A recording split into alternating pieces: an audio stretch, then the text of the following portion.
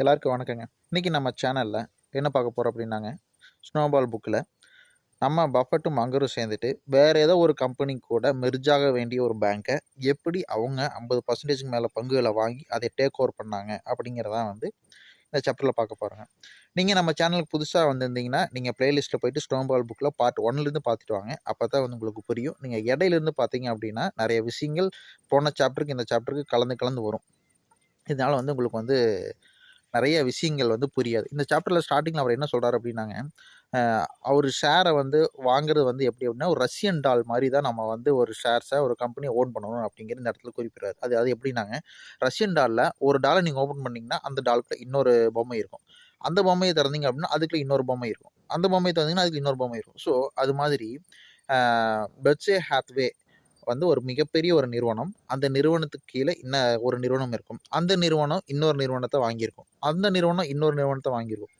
So இது ஒரு cycling மாரி கீழ, கீழ, கீழ அது எம்எல்எம்லாம் சொல்லுவாங்க இல்லைங்களா? ஒருத்தருக்கு கீழ இன்னும் 2, அதுக்கு கீழ 2, அதுக்கு கீழ 2. ஸோ அது மாரி கடைசியில இருக்கிற கம்பெனி ஒரு கம்பெனி மேனேஜ் பண்ணும். அந்த 2 கம்பெனியும் சேர்த்து அதுக்கு மேல இருக்கிற கம்பெனி மேனேஜ் பண்ணும். அந்த 3யும் சேர்த்து அதுக்கு மேல இருக்கிற கம்பெனி மேனேஜ் பண்ணும். ஸோ இது மாரி தான் வந்து இன்வெஸ்ட்மென்ட் பண்ணணும்.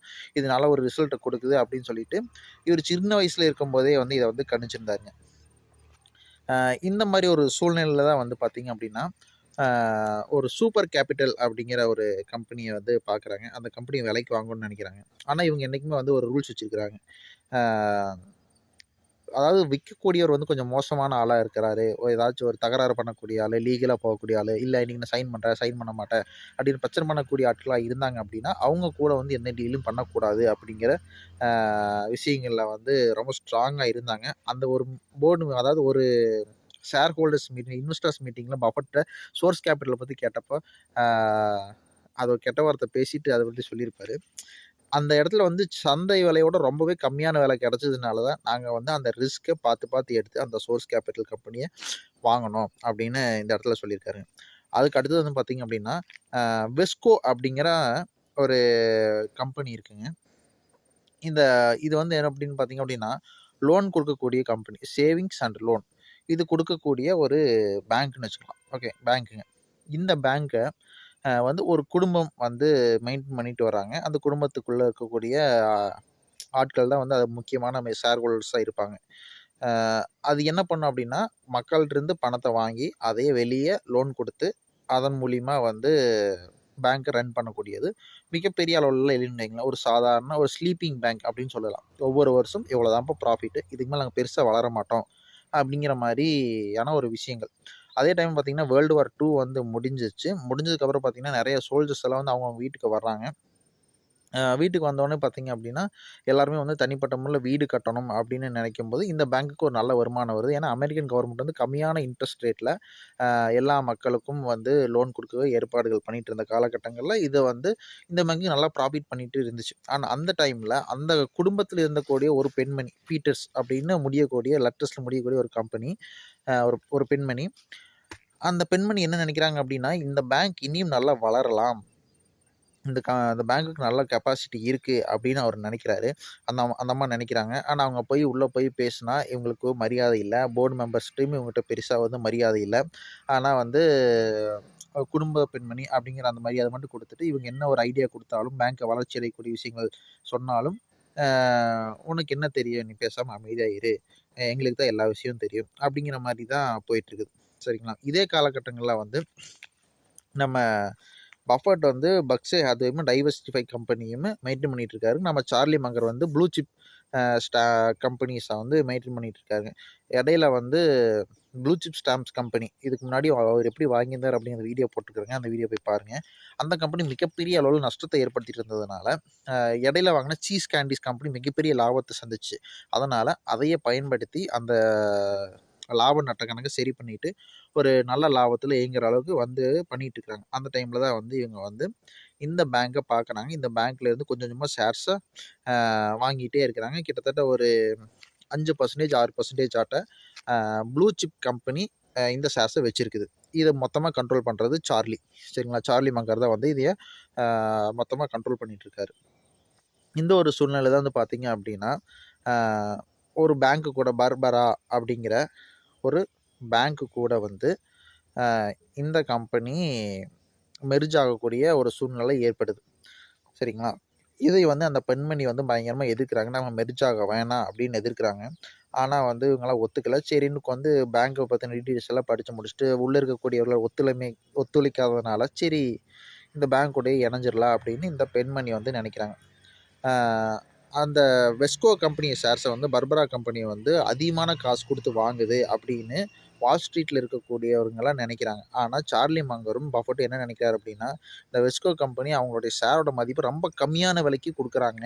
இதோட கெப்பாசிட்டியே வேற லெவல்ல. இது மிகப்பெரிய குரோத் இல்லைனாலும், மிகப்பெரிய அளவுல ரிஸ்க் இல்லாத ஒரு லாபத்த என்னைக்குமே நம்ம பஃபெட் மங்கர் ரிஸ்க் இல்லாத லாபத்த பார்ப்பாங்க. சரிங்களா? அந்த ரிஸ்க் இல்லாத லாபத்த அதிகமா இருக்குது. அதான் இந்த கம்பெனி வந்து ரொம்ப கம்மியான விலைக்கு விக்கப்படுது. அப்படின்ட்டு இவங்க நெனைக்கிறாங்க. சரி இத எப்படியாச்சும் தடுத்து நிறுத்தணும்னு கொஞ்சம் யோசிக்கிறாங்க. ஏன்னா, இந்த பேங்க்க வந்து இவங்க கொஞ்சம் ஷேர்ஸ் நெறைய வாங்கணும்னு நெனைக்கிறாங்க. இது சம்மந்தப்பட்டது வந்து அந்த சிஇஓக்கு போய் பேசுறாங்க. அவங்க வந்து பெருசாவே மங்கர் போய் பேசுறாரு. சிஇஓட்ட, வெஸ்கோ சேர்மன்ட்ட. அவங்கலாம் பெருசாவே மங்கர் எல்லாம் மதிக்கவே இல்ல. அப்புறம் என்ன பண்றாங்க அப்படின்னா, கொஞ்சம் கொஞ்சமா ஷேர்ஸ் வாங்குனாலுமே, இந்த வெஸ்கோ கம்பெனியோட பேங்க் 50% ஷேர்ஸ் இருந்தா தான் இந்த மெர்ஜர வந்து தடுத்து நிறுத்த முடியும். அதனால என்ன பண்றாருன்னா, மங்கர் வந்து நம்மளுடைய ப்ளூ சிப் கம்பெனி சிஇஓ வந்து நம்ம அந்த பெண்மணிய பார்க்கறக்காக அனுப்புறாங்க. அனுப்பிச்சோனே அந்த பெண்மணியும் பார்த்துட்டு, இது ஏதோ ஒரு 3வது மனுஷன் வந்து நம்மட்ட வந்து பேச வந்திருக்கான். அப்படின்னு ஒரு பெருசா அந்த ஒரு இம்பார்ட்டன்ஸ்லாம் குடுக்காம, சீக்கிரமாவே வெளிய அனுப்பிச்சிடுறாங்க. இந்த விஷயம் வந்து டக்குனு மங்கருக்கும் போகுது. மங்கர் உடனே பஃபட்ட கூப்பிட்டு சொல்றாரு. அந்த சிஇஓ வந்து கம்பெனி விட்டு வெளிய போன அடுத்த 10வது நிமிஷத்திலேயே வந்து நம்ம பஃபட் வந்து அந்த பெண்மணிக்கு தொலைபேசியில கூப்பிடுறாங்க. கரெக்ட்டா அந்த கூப்பிடக்கூடிய டைம்ல தான் பார்த்தீங்க அப்படின்னா, நம்ம அந்த பெண்மணி வந்து முன்தின பதிவுல பார்த்த மாரி சூப்பர் மணி அப்படிங்கிற ஒரு புத்தகத்தில பஃபட்ட பத்தி நெறைய நல்ல விஷயங்கள்லாம் பேசியிருந்தாங்க இல்லைங்களா? அத பத்தி அப்பதான் பேசி முடிக்கிறாங்க அந்த பெண்மணி. முடிச்சோனே இந்த மாரி பஃபட் கூப்பிடுறாரு அப்படின்னோனே, "ஓ! நீங்க தான் அந்த மனுஷனா? உங்கள பத்தி தான் இப்ப தான் படிச்சுட்டு இருந்தேன். நீங்க மிகப்பெரிய விஷயங்கள்லாம் செஞ்சிருக்கிறீங்க. உங்க மேல எனக்கு அளவுக்கு கடந்த மரியாதை இருக்குது. நம்ம ஒரு நாள் நேர்ல பார்த்து பேசலாம்." அப்படிங்கிற மாரியான விஷயங்கள்லாம் வந்து சொல்றாங்க. ஓகே அப்படின்னு சொல்லிட்டு ஒரு நாள் பஃபட்டுமே அந்த பெண்மணியும் போயிட்டு ஒரு ஹோட்டல்ல உட்காந்து மீட்டிங் அரேஞ்ச் பண்ணி பேசுறாங்க. பேசும்பொழுது இது மாரி நீங்க வந்து அந்த கம்பெனிக்கு மெர்ஜ் பண்ண வேணாம். அ அந்த கம்பெனி நானே எடுத்துக்கிறேன். நான் நல்லா கண்ட்ரோல் பண்ணிக்குவேன் அப்படிங்கிறது இவங்களுக்கு வந்து இந்த பெண்மணிக்கு வந்து அந்த கம்பெனியில மெர்ஜ் ஆகுறத விட, நம்ம கம்பெனி பஃபட் எடுத்து நடத்துனா ரொம்ப நல்லாயிருக்கும் அப்படின்னு விரும்புறாங்க. அதனால சரி நான் இத பத்தி போர்ட் மீட்டிங்ல பேசுறேன். ஆனா இந்த மாரியான விஷயங்கள நீங்க எடுத்தீங்க அப்படின்னா, உங்க உயிருக்கு ஆபத்து ஏற்படலாம் அப்படின்னு அந்த பெண்மணி வந்து பஃபெட்ட்ட சொல்லும்பொழுது, பஃபெட் சொல்றாராமா, என்னுடைய பெர்க்ஷை ஹாத்வேவும், என்னோட ஃபேமிலி பங்குகளையும் ப்ளூ சிப் கம்பெனிகளும் ஒரு ரகசியமான ஒரு முதலீட்டாளர் பார்த்துட்டு இருக்காரு. நான் செத்து போனாலும், லாரி மோதி செத்து போனாலும், அதை பார்த்துக்கிறக்கு ஆள் இருக்குது. எனக்கு எந்த கவலையும் இல்ல அப்டிங்கிறாங்க. அந்த ரகசியமான முதலீட்டாளர் வேற யாரும் இல்லைங்க. நம்ம சார்லி மங்கர் தான். சரிங்களா? அந்த அளவுக்கு க்ளோஸ் ஃப்ரெண்ட்ஸ். அந்த மாரிலாம் நட்பு கிடைக்கிறது ரொம்பவே கஷ்டமான விஷயம் தான்னு வைங்களேன். ஸோ இப்படியெல்லாம் பேசிட்டு அடுத்த வர மீட்டிங்லயும் வந்து பார்த்தீங்க அப்டின்னா, மங்கரையும் கூட்டிட்டு போறாரு. ஏன்னா, அந்த ரகசியமான முதலீட்டாளர் யாரும் காமிக்கணும் இல்லைங்களா? கூட்டிட்டு போயிட்டு மங்கரையும் வந்து இன்ட்ரோடியூஸ் பண்ணி வைக்கிறாங்க. சரி ஓகே. நான் பெண்மணி இருந்துட்டு என்ன சொல்றாங்க அப்டின்னா, சரி நான் வந்துட்டு நான் போய் போர்ட்ல போய் பேசுறேன். இதனால என்ன பிரச்சனை வரும்னு எனக்கு தெரியல. மொத்தமாவே நான் வந்து போர்ட எதிர்த்து பேசுற மாரி வரும். அப்படின்னு சொல்லிட்டு போயிட்டு போர்ட்ல போய் பேசும்பொழுது, போர்ட்ல இருக்கவங்க இதெல்லாம் பயங்கரமா எதிர்ப்பு தெரிவிக்கிறாங்க. பஃபட் குடுக்குறதுக்கெல்லாம் புடிக்கல அப்படி இப்படின்னு சொல்றாங்க. ஆ இருந்தாலும் பெரும்பான்மையான ஓட்டு வந்து என்னதுன்னா, மெர்ஜ் ஆகுறதுக்காக ஓட்டு தான் வர்ற மாரி இருக்குது. அந்த டைம்ல வந்து நம்ம அந்த பெண்மணி வந்துட்டு அவங்களோட ஃபேமிலி மெம்பர்ஸ் எல்லாத்தையும் கூப்பிட்டு நம்ம பஃபெட் தான் குடுக்கணும். இதுக்கு மெர்ஜ் ஆகுறதுக்கு எதிர்ப்பா நீங்க வந்து ஓட்டு போடுங்க. அப்படின்னு சொல்லி அதுக்கு எதிர்ப்பு தெரிவிச்சு ஓட்ட நிறுத்திறாங்க. அதே சமயம் பார்த்தீங்க அப்படின்னா, நம்ம மங்கரும், பஃபெட்டும் அந்த கம்பெனி கொஞ்சம் கொஞ்சமா வாங்கிட்டே இருக்கிறாங்க. இந்த விஷயம் வந்து வால் ஸ்ட்ரீட்க்கு தெரியுது. இது மாரி மெர்ஜர் வந்து நின்னு போச்சு.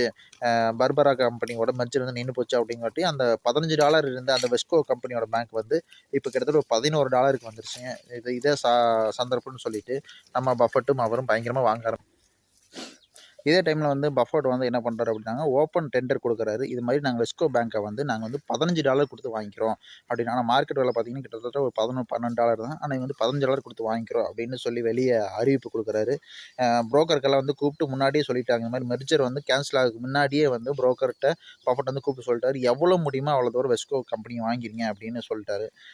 ஸோ மொத்தமா டெண்டர் விட்டதுக்கப்புறம், இதுக்கு முன்னாடியே வாங்குனது எல்லாமே சேர்த்தி கிட்டத்தட்ட பஃபெட்டுக்கும் சார்லி முங்கரோடைய கண்ட்ரோல் வந்து 50%க்கு மேல வந்துருச்சுங்க.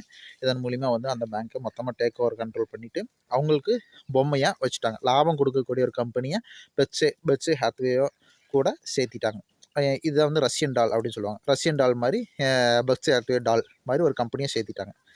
இதுதாங்க இந்த சாப்டரில் பேசியிருந்தாங்க. அடுத்தது நம்ம மீதி அடுத்த டாபிக் பார்க்கலாம். நன்றி, வணக்கம்.